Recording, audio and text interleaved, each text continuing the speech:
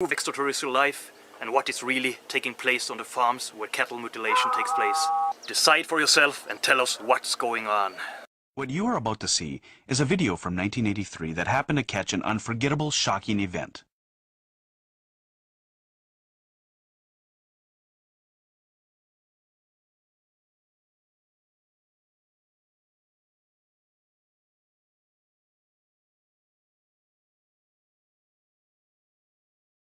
Let's take another look.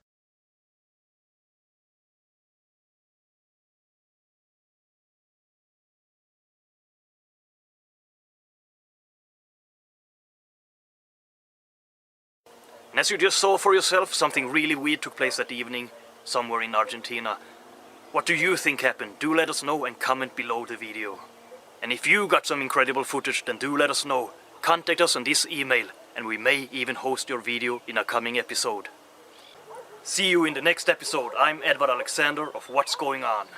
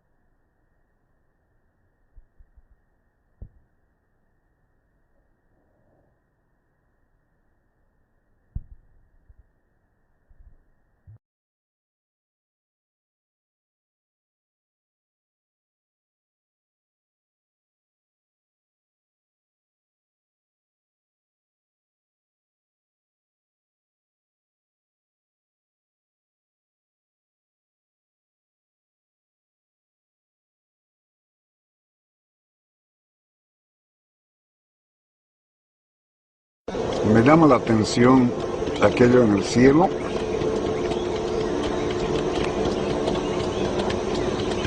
Ahí estoy sobre la carretera y voy a hacer la aproximación.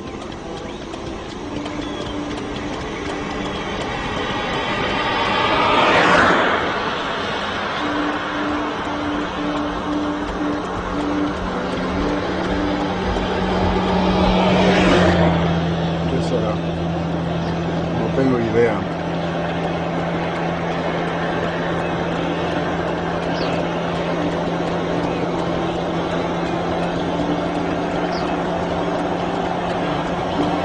Voy a bajar.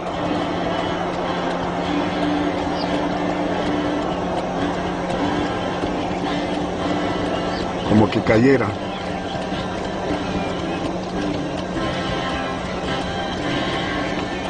La aproximo.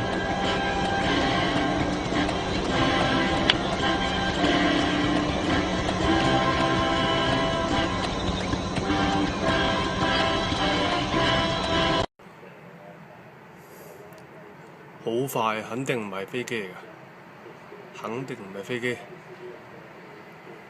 好多。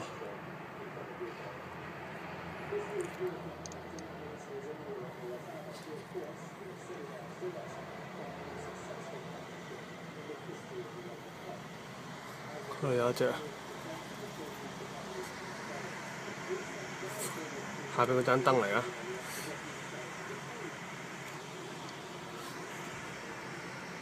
冇飛機係咁快嘅。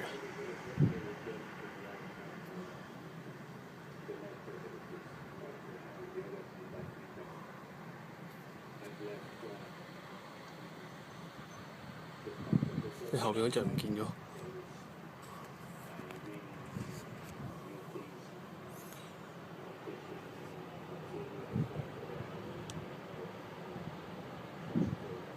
係嚟啦！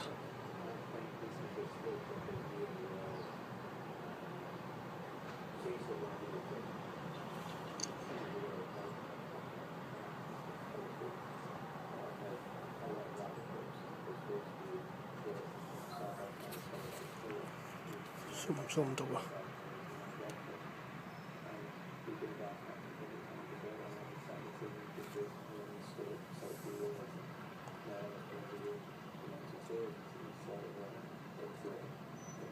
嗰度有架飛機，不過係好遠。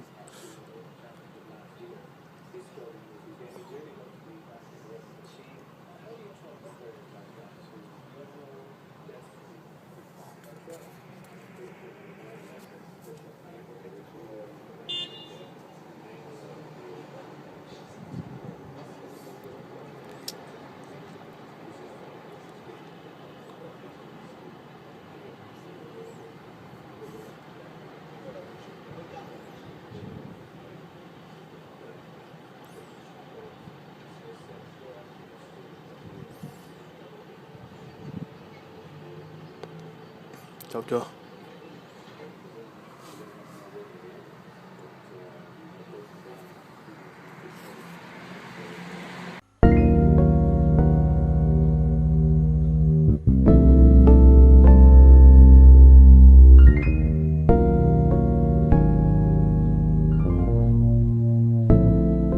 You could make them stop, don't you? You think if Catherine lived, you won't wake up the dog ever again.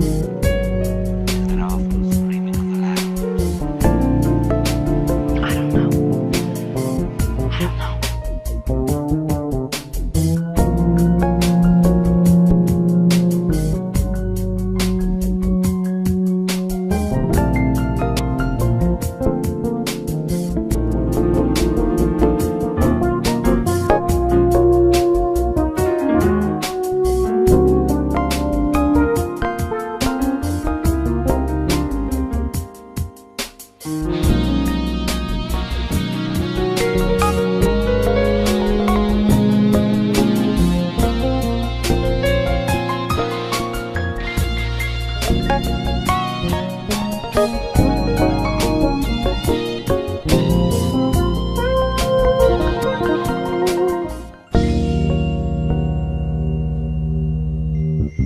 You could make them stop, don't you? You think if Catherine lives, you won't wake up in the dark ever again. To that awful screaming of the lambs. I don't know. I don't know.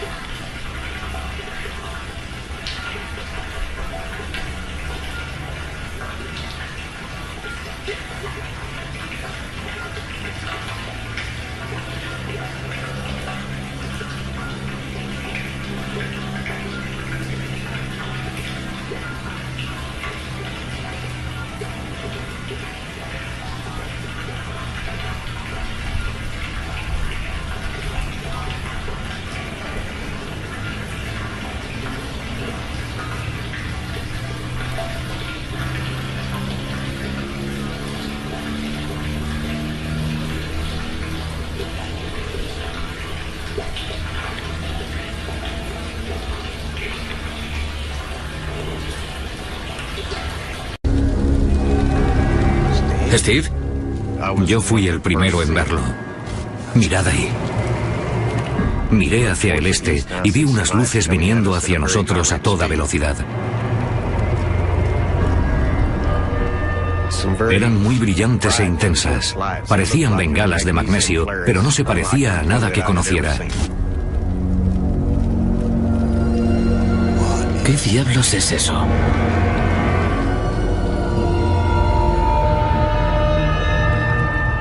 Ninguno decía nada porque estábamos todos sobrecogidos.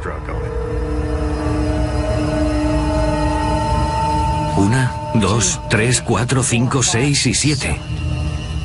Al ser piloto, lo primero que pensé fue qué clase de avión podía ser. Vuelo por esta zona bastante a menudo y conozco el tiempo que se tarda en ir del punto A al B. Estimé que la velocidad era de miles de kilómetros por hora. No era posible que algo moviéndose a esa velocidad no produjera ni un sonido de resistencia al aire ni de ningún otro tipo. Las luces alcanzaron un punto muerto sobre Stephenville. No sabía si estábamos en la guerra de los mundos o qué. Y entonces las 7 luces se alinearon en vertical. Las luces de atrás se movían de forma distinta. Tenía 7 luces, cada una parpadeando a destiempo. Se quedaron ahí durante un momento y de pronto resplandecieron como una llama. ¿Habíais visto algo así? Jamás había visto algo parecido en toda mi vida. Se parecía a una llama por combustión química y entonces, de pronto, desapareció. No dejó ni una señal, se desvaneció. ¿A dónde ha ido? ¿Qué rayos? Nunca había visto nada parecido. Lance Jones subió a su coche y se largó.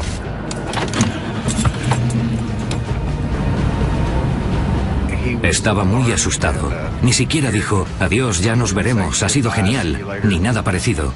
Simplemente salió pitando de allí. Mike y yo nos miramos y dijimos, ¿qué diablos ha pasado? No le encontraba ningún sentido. Teníamos que decírselo a alguien, así que nos fuimos a su casa para contarle a su mujer, Claudette, lo que acababa de ocurrir. ¿Claudette? Hola, chicos, llegáis temprano.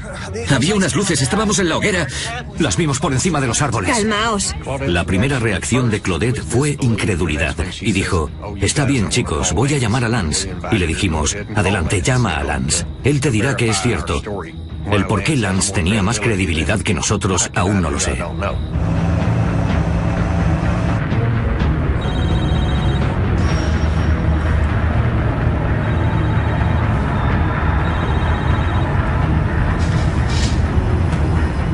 ¿Hola? Lance, soy Claudette. Y antes de decir nada más, creo que Lance le dijo, corre, sal afuera, creo que está volviendo. Está bien, vale. Más vale que sea bueno. Esta vez estaba más cerca y a menos altura. Esa cosa estaba demasiado cerca. No era algo que pasase de pronto por el universo, se acercaba a nosotros. Y de pronto aparecieron 2 F-16. Los propulsores a pleno rendimiento con las llamas detrás persiguiendo a esa cosa. Vivimos cerca de 3 bases aéreas distintas y nunca habíamos visto F-16 a esa altura, y mucho menos en plena persecución. Parecía como si les mantuviese a raya, como si pudiese controlar su velocidad mejor que ellos.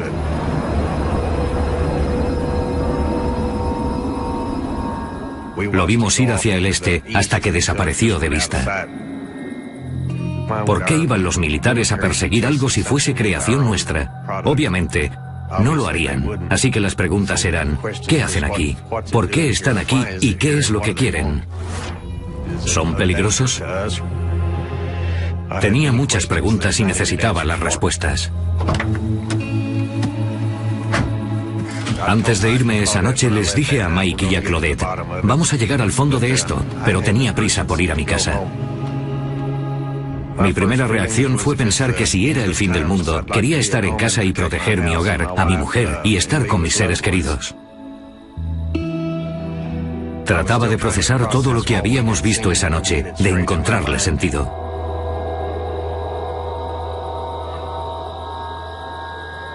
Cariño, ¿qué ocurre?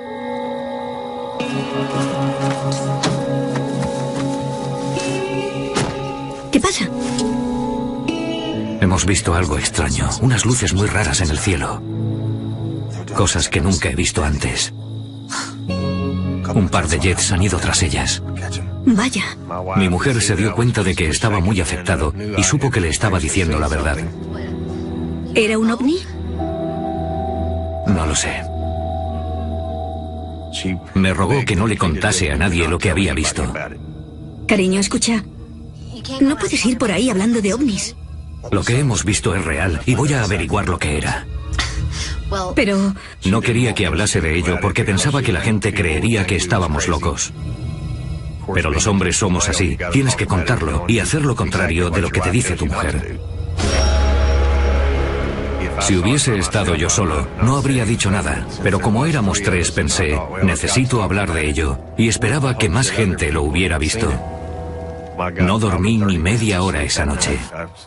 No podía dormir pensando en lo que nos había pasado.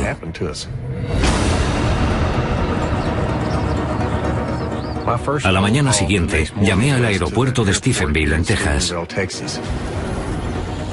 Soy piloto y la gente del aeropuerto me conoce. Saben que puedo ser muchas cosas, pero no soy un mentiroso y no me invento historias, así que se interesaron en lo que les conté.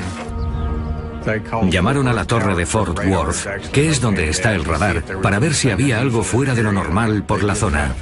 Intentaron conseguirme respuestas, pero no encontraron nada. Eso me resultó muy extraño. A continuación llamé al periódico para ver si alguien les había llamado o había visto algo. Cuando le conté a la periodista lo que vi, era la primera vez que ella escuchaba algo así. Creyó que mi historia era creíble y decidió publicarlo. La respuesta supera todas las expectativas de Steve. Mucha más gente había visto lo mismo. Pero a la mayoría de la gente no le gusta toda la atención mediática. No querían que mencionasen sus nombres. Hablé con muchos para que lo hicieran público, ya que yo lo estaba haciendo, y les pedí apoyo. Y uno de ellos se animó.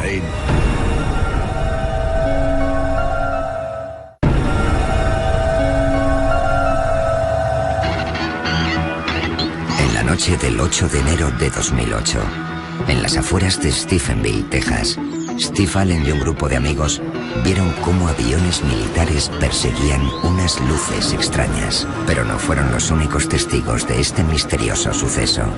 Llamé al periódico local, hablé con la redactora y le conté lo que vimos. Me preguntó si podía publicar un artículo y le dije, asegúrate de poner mi teléfono por si alguien que lo haya visto me quiere llamar. Hablé con unas 60 personas solo el primer día. Me dieron sus nombres y direcciones, me contaron lo que vieron. Traté de obtener todos los detalles que pude. Y les pregunté, ¿daríais la cara? La mayoría no quiere hablar en público, pero un policía del condado, Leroy Gaitan, da un paso al frente. Llevo en el cuerpo de policía más de 20 años. Soy agente y soy elegido por los votantes. Mi credibilidad podría estar en juego.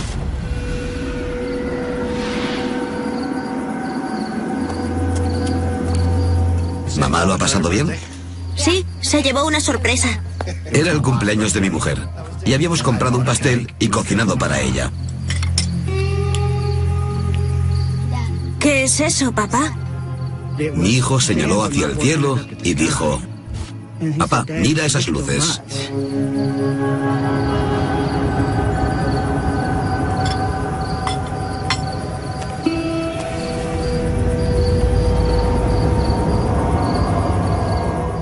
Cogí mis prismáticos para intentar verlo más de cerca y lo único que conseguí ver fueron unas luces brillantes y azuladas, como fluorescentes. Durante ese rato yo trataba de observarlas de cerca y mi hijo, que tiene 10 años, no paraba de hacerme preguntas. Papá, ¿es un platillo volante? ¿Qué es? No. Supe que eran jets porque pasan muy a menudo por nuestra casa y los oímos. ¿Qué era eso? Pensé, ¿será alguna clase de ensayo? ¿Qué es? Todo ocurrió muy deprisa y no paraba de preguntarme a mí mismo, ¿es de fuera de este mundo? ¿Es militar?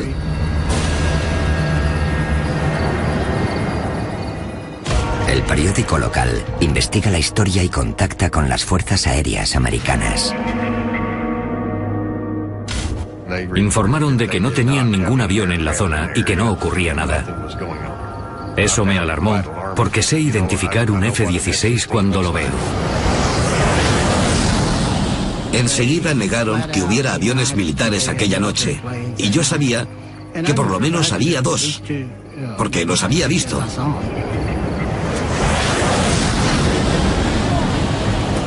Eso me preocupó bastante. ¿Qué estaban ocultando? Para Steve Allen, la negativa hizo aumentar su determinación. Quería averiguar la verdad a toda costa. Aunque significase quedar en ridículo ante los medios y ante la gente, queríamos llegar hasta el final. Steve contacta con la Mutual UFO Network, conocida como MUFON, una de las organizaciones más antiguas y complejas en la investigación de ovnis de todo Estados Unidos. Ellos envían a Stephenville al director de investigaciones, Robert Powell, para investigar el caso. Lo primero que tratamos de determinar fue, ¿podría ser un avión? ¿Alguien volando con las luces puestas? ¿Podría ser una estrella? No estamos hablando de hombrecillos verdes y grises. Hablamos de un suceso, un objeto volador no identificado que nadie podía reconocer. Y como científico, debes investigarlo. Solo en unos días, la investigación da con 17 testigos que corroboran la versión de Steve Allen. Funcionarios, hombres de negocios, agentes de la ley, muchos testigos diferentes.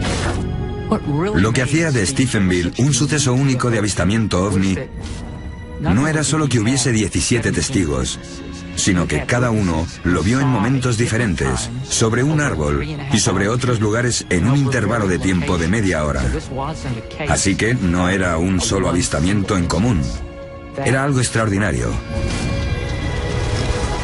De pronto, otro testigo de peso da un paso al frente, cuestionando la versión de los militares de que no había nada raro sobrevolando Stephenville la noche del 8 de enero de 2008.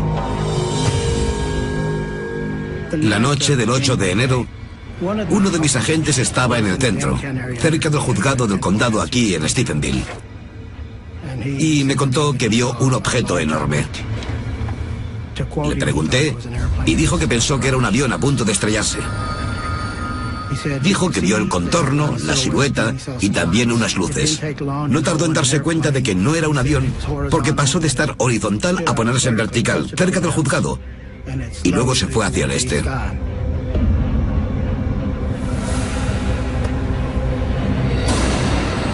Apuntó su radar hacia esa dirección. No iba muy rápido, a unos 30 kilómetros por hora.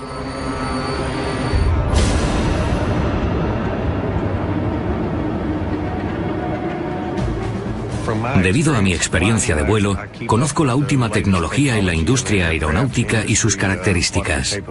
Por supuesto, el gobierno tiene los mejores aparatos y se sabe los modelos que tienen y los que no.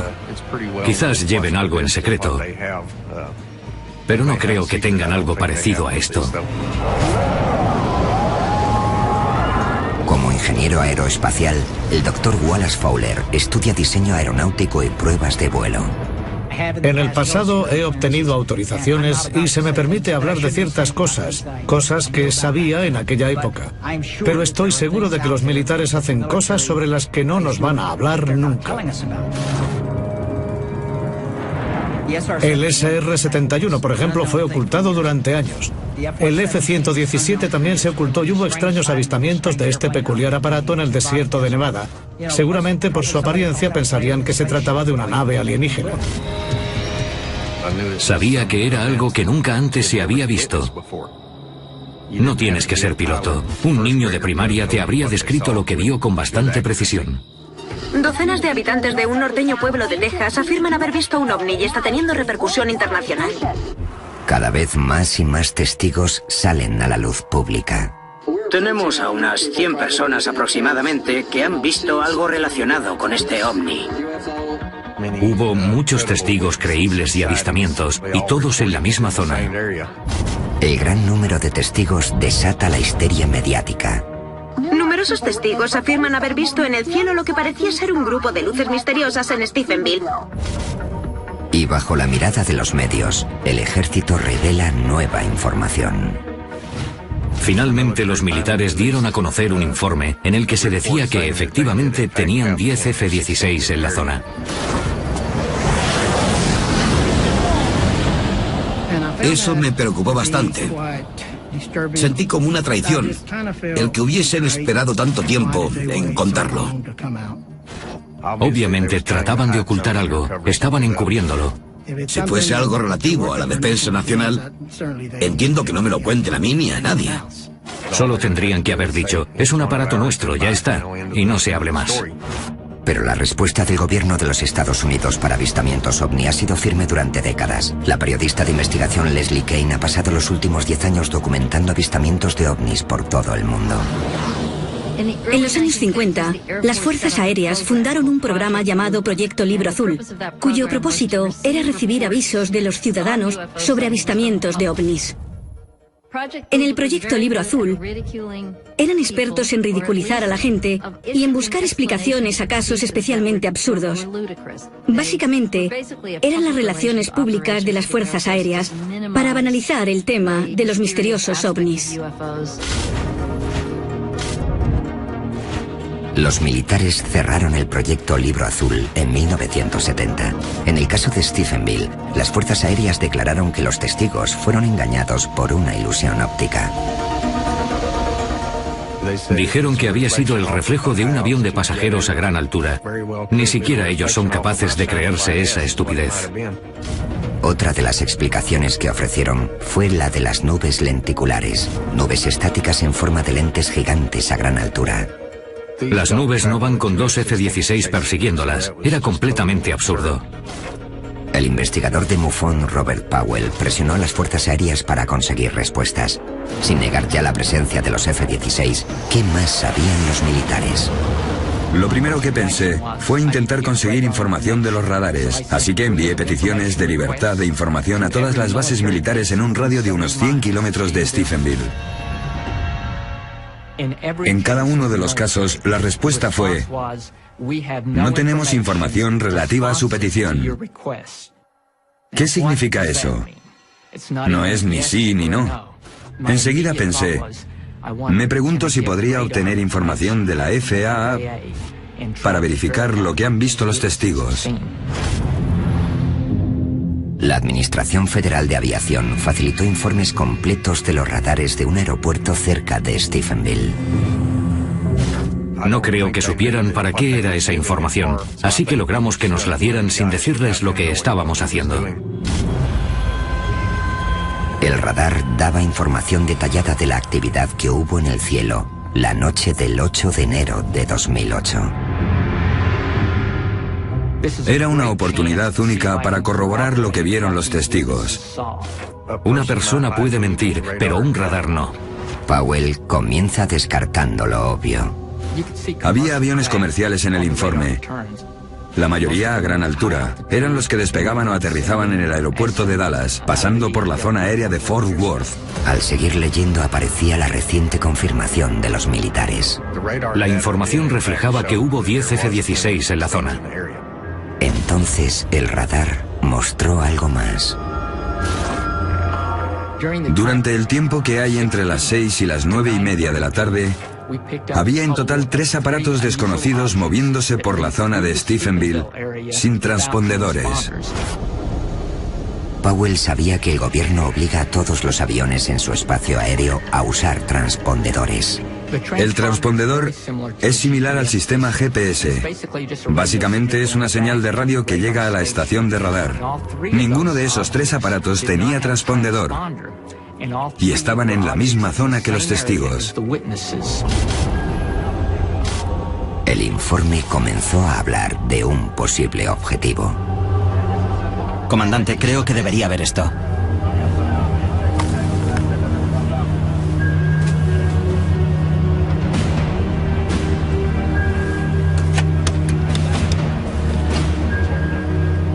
Tenemos un avión sin identificar acercándose a la zona de exclusión aérea P4 de Crawford, Texas.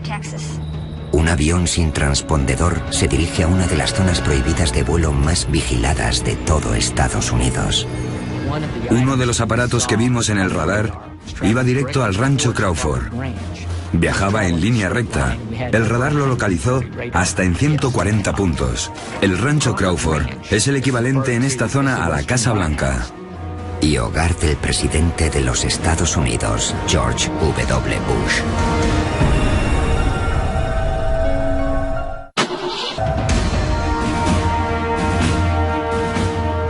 Durante la noche en la que los testigos informan de un ovni sobrevolando Stephenville, Texas, la información del radar registra 10 F-16 y una misteriosa nave que va directa a la zona de exclusión aérea sobre el rancho Crawford. El rancho Crawford es donde vive George W. Bush, nuestro expresidente. Está al este de aquí a unos 90 kilómetros. La zona de exclusión aérea llega a 5 kilómetros de distancia en todas direcciones. Traspasar esa zona de exclusión es un delito muy serio. Se acerca al área de exclusión P4, Crawford, Texas. Es muy grave para la seguridad nacional. Si un piloto entra en esa zona, o le obligan a aterrizar o le derriban. La nave se dirigía a la versión tejana de la Casa Blanca y había 10 F-16 a unos 40 o 60 kilómetros de distancia de esa nave. Y en el radar se ve que ninguno de los F-16 reacciona y la nave desciende. Se desplaza en línea recta a mucha velocidad y en un par de segundos desaparece. Si los F-16 no perseguían a la extraña nave, ¿estaban las Fuerzas Armadas escoltando a un avión que era secreto militar? ¿Por qué lo iban a sacar en una zona tan poblada? Lo harían en el desierto donde nadie lo pudiera ver. ¿Por qué hacerlo aquí? Si era un avión militar y lo pilotaron en zona civil, sería una metedura de pata muy grande de los militares. Tratando de averiguar más acerca de esta extraña nave, Steve Allen y Robert Powell vuelven a consultar la información del radar. Para mí, la velocidad era un asunto muy importante. El radar hace un barrido cada 10 segundos, así que una vez que sé dónde está el objeto y lo localizo otra vez cada 10 segundos, es cuestión de echar cálculos para saber a qué velocidad se movía entre los 10 y los 20 segundos. Concluí que el objeto aceleró hasta unos 3.000 kilómetros por hora y continuó así. Después, Powell investigó para averiguar el tamaño del aparato. No podía hacerlo con la información del radar, porque nada de lo que registra la FAA tiene que ver con las dimensiones. Pero uno de los testigos decía tener algo que quizás podríamos usar. Después de que se conociera mi historia, un compañero al que conozco de toda la vida me dijo que la noche del 8 de enero vio lo que llamaríamos una nave.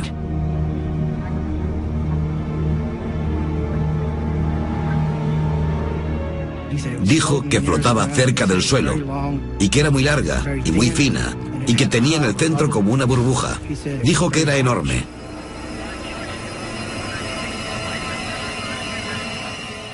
Dijo que era tan grande como una manzana de la ciudad. Dijo que era algo enorme, que hacía cosas raras y que iba muy deprisa. Yo confío plenamente en él. No tiene razones para mentir. Intenté calcular el tamaño de esa nave basándome en la descripción visual de los testigos y en la situación que ocupaba según el radar.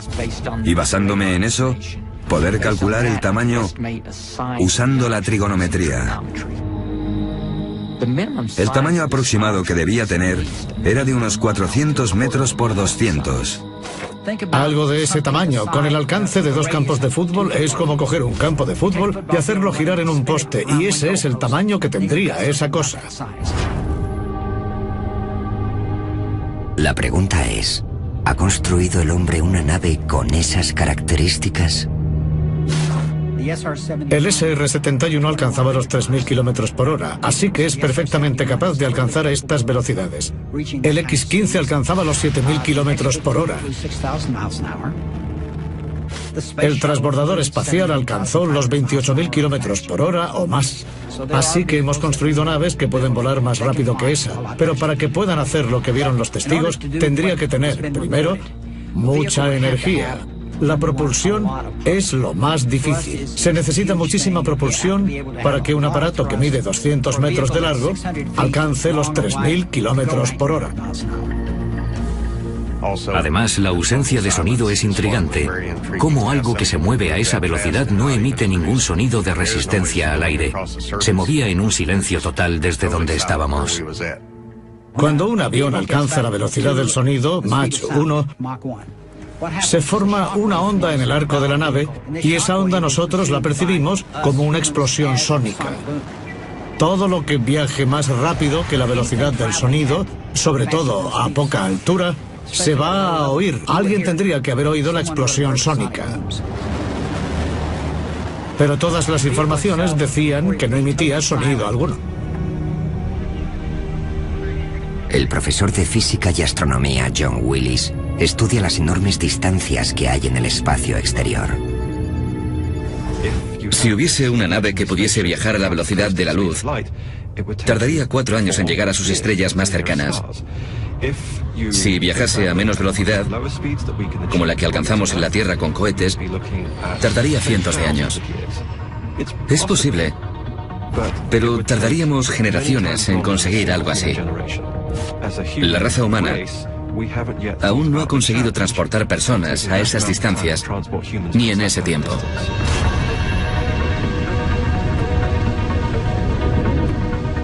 Podemos hacer estimaciones sobre cuántos planetas podrían albergar vida, pero saber cuándo vamos a poder establecer contacto con una civilización alienígena es algo sobre lo que no se quiere especular. Creo que fuera lo que fuera aquello, no era de este planeta, a juzgar por su forma de volar y la velocidad a la que viajaba en completo silencio. Lo desconocido es muy intrigante y te deja sin respuestas. Busqué en internet y encontré un artículo de 1890 o 1891 donde ya se hablaba de avistamientos.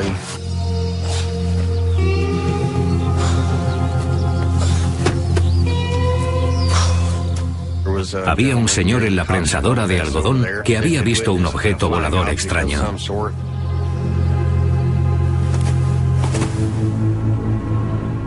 Era muy brillante, lo describió como una bala de algodón en llamas. He visto algodón ardiendo y tiene el mismo color que lo que vimos, así que se parece bastante en lo referente al color de la llama. Eso me dice que ha habido muchos avistamientos por la zona. Ese no fue el único. Sea lo que sea, parece que aparece y desaparece en esta zona. 2 semanas después del avistamiento, el agente Gaitan responde a un aviso en Stephenville. Era tarde. Serían las 3 de la mañana cuando escuché un aviso de alarma por radio. Una alarma había saltado en un negocio. Y como estaba cerca, pensé, voy a pasarme y a esperar a que vengan los refuerzos para registrar el edificio. Algo llamó mi atención en el cielo. Los colores pasaban del rojo al azul y quizá al verde. Esta vez Gaitan intenta obtener pruebas irrefutables del ovni. Estas cámaras no sirven para captar el cielo, sino para coches y matrículas. Pude enfocarla hacia esa cosa y comencé a grabar. Podía verlo a través del monitor de mi coche. Y era una esfera enorme que parecía flotar. No como la típica estrella, mucho más grande. Se movía de este a oeste lentamente y no sabía lo que era. Parecía como si palpitara. Parecía como si estuviese hueca.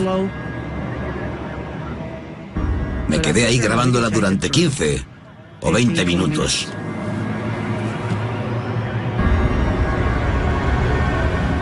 Las luces no dejaron ni un rastro tras de sí de lo rápido que desapareció. Me fui a casa para ver el vídeo Y para mi sorpresa, tenía muchas interferencias. Por algún motivo el vídeo no se veía con claridad. Aquello también atrajo los titulares de la zona. A pesar de la imagen borrosa, el último avistamiento dotó a la investigación de un nuevo objetivo. Estábamos progresando. Todo el mundo sabía lo que había visto. Para entonces cada uno teníamos una tarea designada. Robert analizaba los radares. Yo seguía recogiendo testimonios. Y había muchos. Así que estábamos atareados intentando averiguar qué había ocurrido. Pero los militares trataron de poner excusas. Hicieron una campaña de calumnias para cubrirlo todo, desacreditando lo que habíamos visto. Los ovnis son un fenómeno que el gobierno no puede explicar. Creo que ellos saben que existen, pero no lo pueden explicar, y no quieren ese peso en sus espaldas. Nos ridiculizaron por completo con lo que pasó. Nunca nos preguntaron qué vimos. Estaban ocupados inventando excusas. Una tapadera del gobierno sobre el tema de los ovnis es un tema muy complicado y arriesgado de tratar. Si ocurre algo que queda ampliamente registrado y con numerosos testigos, y tenemos muy claro lo que ha pasado, el gobierno no va a querer implicarse. Quieren ocultar algo que todo el mundo sabe que ha pasado. Probablemente existen documentos clasificados que hablan de ovnis que están ocultos. Así que el fondo de la cuestión es que el gobierno americano no facilita la información que posee. Pero Steve Allen se niega a abandonar su búsqueda de la verdad. Su perseverancia da sus frutos cuando recibe una sorprendente llamada. La persona al otro lado de la línea no es otro que el astronauta de la NASA, Edgar Dean Mitchell. Hablamos un buen rato por teléfono, casi hora y media, y le conté lo que había visto. Él sabía de lo que le hablaba. El astronauta del Apolo 14, Edgar Mitchell, es un héroe americano. Fue el sexto hombre en caminar por la Luna y durante años ha sido muy abierto con el tema de los ovnis. Le interesa mucho el tema y ha hecho investigaciones internas de forma privada con gente de muy arriba. Me contó muchas cosas interesantes sobre lo que la NASA quiere que digan y lo que no quiere que digan. Habló sobre cuando Buzz Aldrin había pisado la Luna. Dijo que algo aterrizó a 1 kilómetro de Buzz. Él informó a Houston, y en Houston le dijeron: no lo mires, no mires hacia allí, ni en esa dirección, no tengas ningún contacto directo, sigue con tu misión, olvida cualquier cosa que hayas visto. ¿Y qué ocurrió en la misión del Apolo de Mitchell en 1971? Había visto naves mientras estuvo en el espacio. Vio muchas cosas que no eran estrellas ni nada parecido. Vio un ovni. El doctor Mitchell tiene mucha credibilidad. La NASA no puede controlarle, ni el gobierno, así que ya no le importa un bledo y cuenta lo que él vio. Creo que todo lo que dice es verdad. Yo sabía que mi historia era real y eso era lo más importante. La sorpresa llegó cuando salió el informe por todo lo que implicaba. Resulta que el radar mostraba algo que nunca había visto antes. Fue una sorpresa, me quedé en shock.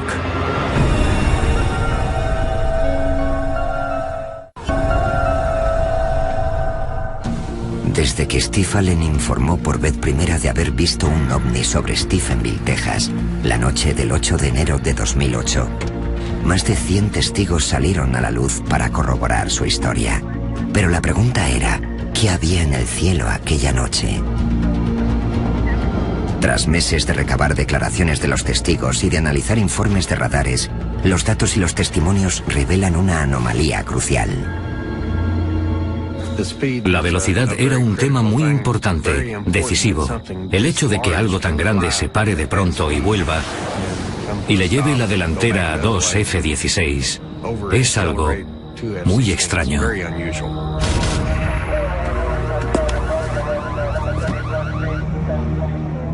El objeto, fuese lo que fuese, pasó de estar parado a ir a 3.000 kilómetros por hora tan solo en 2 segundos. Algo que vaya a esa velocidad y se pare por completo como si nada, necesitaría mucha fuerza G. El concepto de fuerza G proviene de la ley de la gravedad de Newton. una ley que no se puede romper, al menos en la Tierra. La fuerza G es básicamente una medida de aceleración. Si estás en un avión que baja, pon que crea una fuerza de 2G. En ese punto la fuerza que te empuja desde abajo es de 2 veces tu peso. Si es 3G, es 3 veces tu peso. En los F-16, por ejemplo, pueden aguantar hasta 9G con facilidad. Normalmente, al llegar a 10G, se desmayan. La sangre ya no te llega a la cabeza y ya no puedes controlar el avión. No existe nada que midiendo 200 metros pueda planear, acelerar a 3.000 kilómetros por hora en 2 segundos y de pronto pararse. No conocemos aparatos que puedan hacer eso. Si haces los cálculos, tendría que aguantar un impacto de gravedad de 43G. En 2 segundos morirían todos. Mi conclusión al terminar la investigación en Stephenville fue que fuera lo que fuera ese objeto, no fue creado por las fuerzas aéreas. Eso no significa que fuese un objeto extraterrestre. No se puede probar que lo que pasó en Stephenville fuera extraterrestre. Aún así, puedo asegurar que no era nada que se hubiese fabricado en la Tierra. Cuando salió el informe me sentí satisfecho. Contaba exactamente lo que habíamos visto. Mira eso. La localización exacta, la misma hora, todo estaba ahí. Yo sabía que había visto algo extraño, pero había gente que no nos creía. Y me sentí respaldado al ver que había evidencias. Corroboramos la investigación con 3 controladores de tráfico aéreo de la FAA. Les preguntamos, por favor, mirad este informe, ¿encontráis algún error en el informe? Y ninguno encontró ni un solo fallo. Al final el informe de Powell resultó ser demasiado bueno. Siguiendo un consejo de las fuerzas aéreas, la FAA endureció la normativa para acceder a la información de los radares. Después del informe Stephenville, cuando volví a solicitar información de los radares a la FAA, amparándome en la ley por la libertad de la información, se negaron a dármela alegando que podría ser una amenaza para la seguridad del espacio aéreo que yo tuviera esa información. Puede que fuese una imprudencia enviarnos toda esa información, y seguramente lo fue, pero respaldó lo que vimos. No creo que vayan a cometer ese error 2 veces. Por su parte, los militares siguieron negando que hubiera algún objeto sobrevolando el espacio aéreo de Stephenville. Entonces, el 23 de octubre de 2008, más de 9 meses después del primer avistamiento ovni, una multitud de aficionados llenaba las gradas del campo de fútbol del instituto. Estaban celebrando un partido y de pronto el ovni o lo que fuera se detuvo por encima del estadio. Green 72. La nave se situó justo encima y todo el partido se detuvo. Primero pararon los jugadores y el árbitro siguió mirando el partido hasta que vio que todos miraban hacia arriba.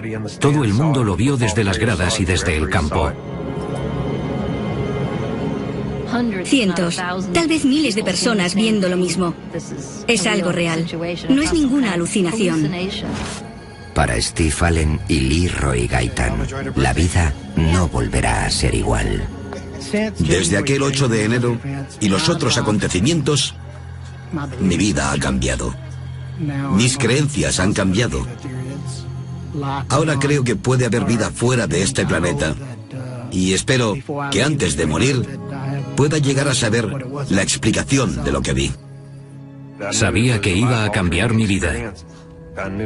Sabía que es algo que no todo el mundo tiene la suerte de ver. Y que yo soy muy afortunado por haberlo visto. Creo que hay vida en otros universos o galaxias o sistemas solares. Tienes que ser muy estrecho de miras para pensar que somos los únicos seres que existen. Y la búsqueda de la verdad de Steve Allen aún no ha terminado. Espero sinceramente volver a verlo de nuevo. Quiero saber lo que es. Ahora miro el cielo mucho más a menudo.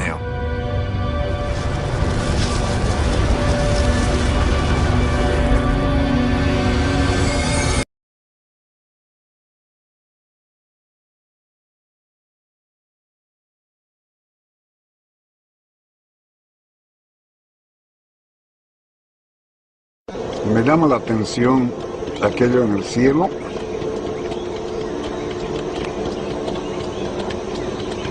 Ahí estoy sobre la carretera y voy a hacer la aproximación.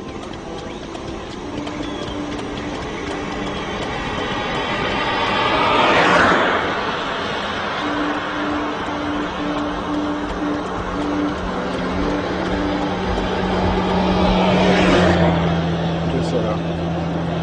No tengo idea.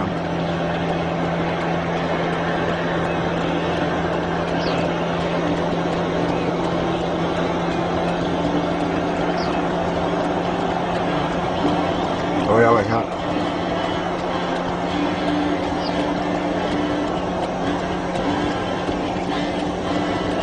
Como que cayera.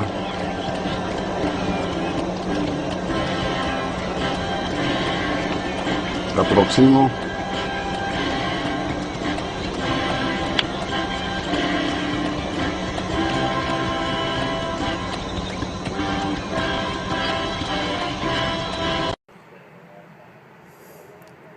好快，肯定唔係飛機嚟㗎，肯定唔係飛機，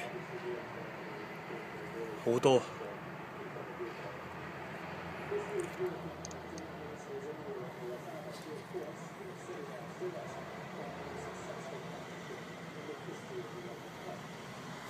嗰度有一隻，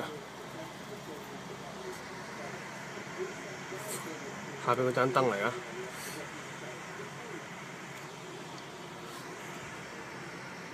冇飛機係咁快嘅。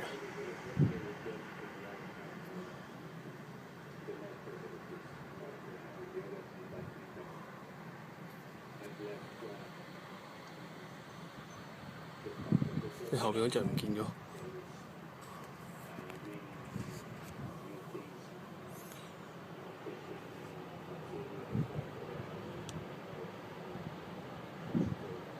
嚟啦！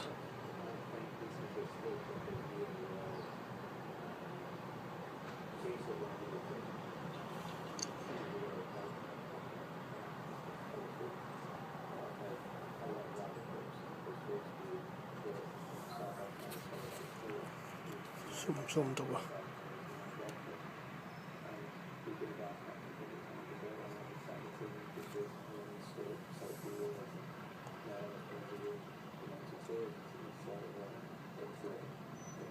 嗰度有架飛機，不過係好遠。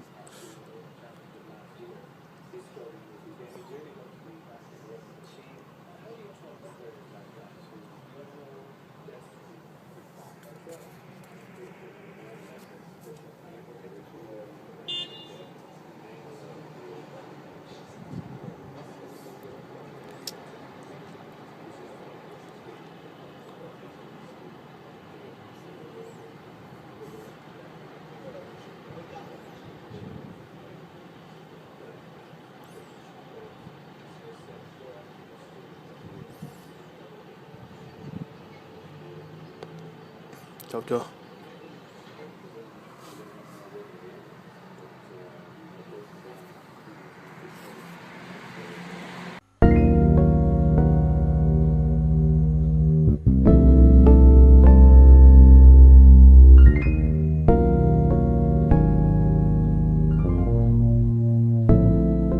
You could make them stop, don't you? You think if Catherine lives, you won't wake up in the dark ever again.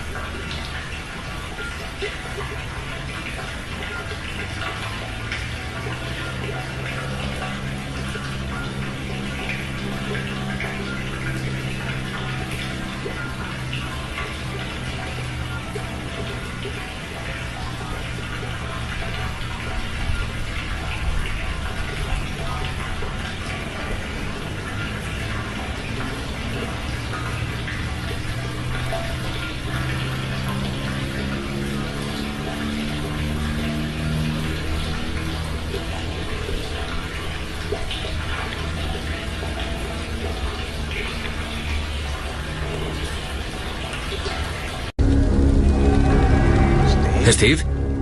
Yo fui el primero en verlo. Mirad ahí. Miré hacia el este y vi unas luces viniendo hacia nosotros a toda velocidad. Eran muy brillantes e intensas. Parecían bengalas de magnesio, pero no se parecía a nada que conociera. ¿Qué diablos es eso?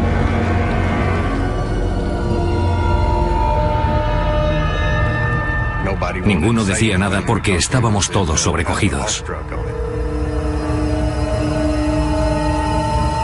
1, 2, 3, 4, 5, 6 y 7. Al ser piloto, lo primero que pensé fue qué clase de avión podía ser. Vuelo por esta zona bastante a menudo y conozco el tiempo que se tarda en ir del punto A al B. Estimé que la velocidad era de miles de kilómetros por hora. No era posible que algo moviéndose a esa velocidad no produjera ni un sonido de resistencia.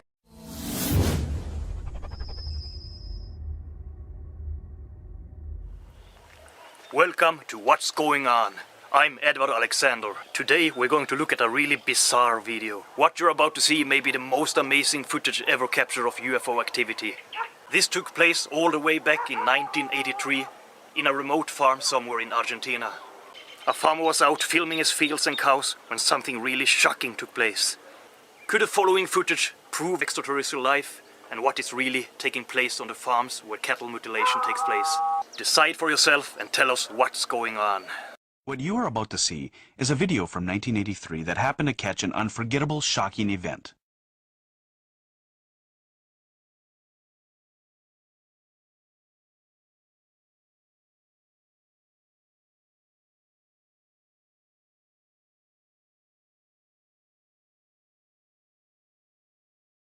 Let's take another look.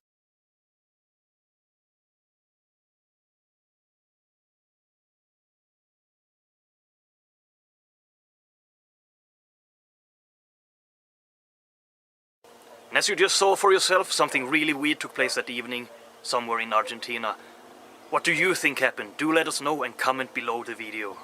And if you got some incredible footage, then do let us know. Contact us on this email, and we may even host your video in a coming episode. See you in the next episode. I'm Edvard Alexander of What's Going On.